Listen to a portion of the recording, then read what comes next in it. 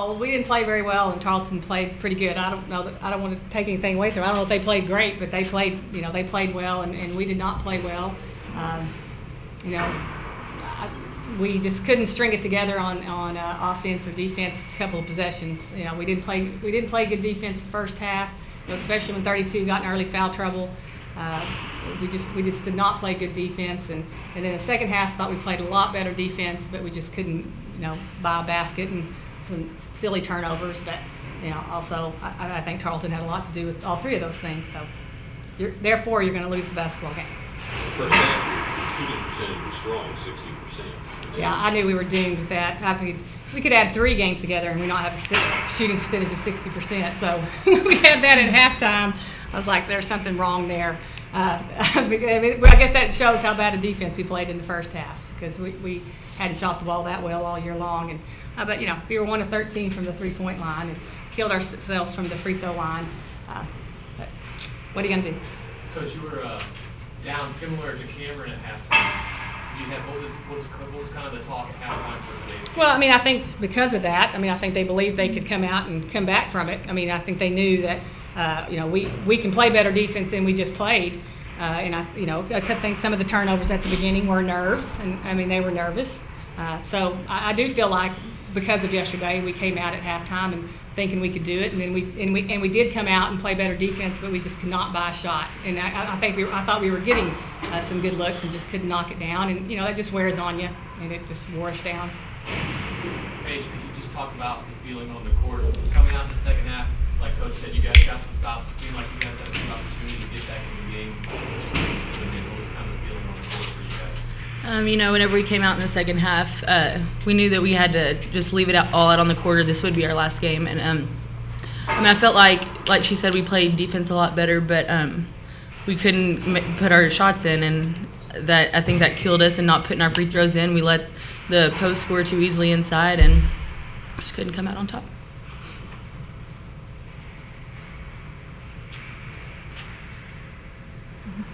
Randy, are you speechless or what? Lauren, just talk about the game, tonight, and what you think you can learn from tonight's game moving into next season for yourself.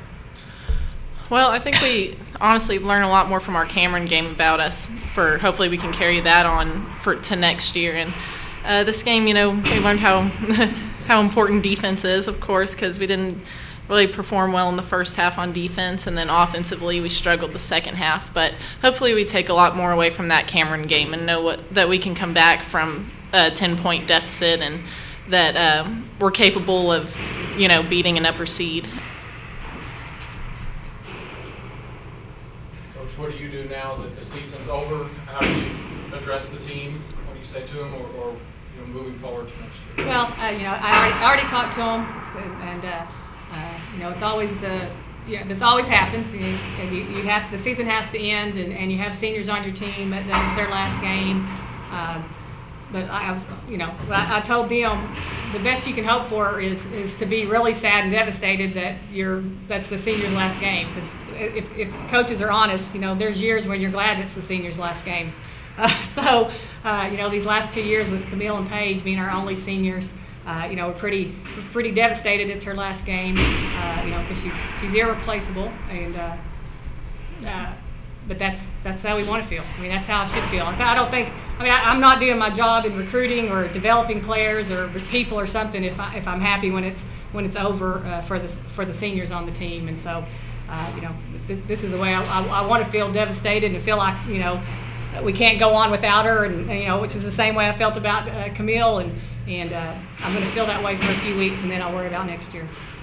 You mentioned yesterday the team chemistry that you like about this team. Will that help in this process of building to do better for next year? Well, I think it's probably the most. It's not probably. It's obviously the most important thing to me that happened this year. I think that's an area we struggled with the last few years. I know record-wise, and it's my record, and I know y'all will be bringing up that we don't have very many losing records, and this is one of them. But for me, and I'm not happy about that, but for me, this was one of the most satisfying years because I enjoyed being around them. They enjoyed being around each other.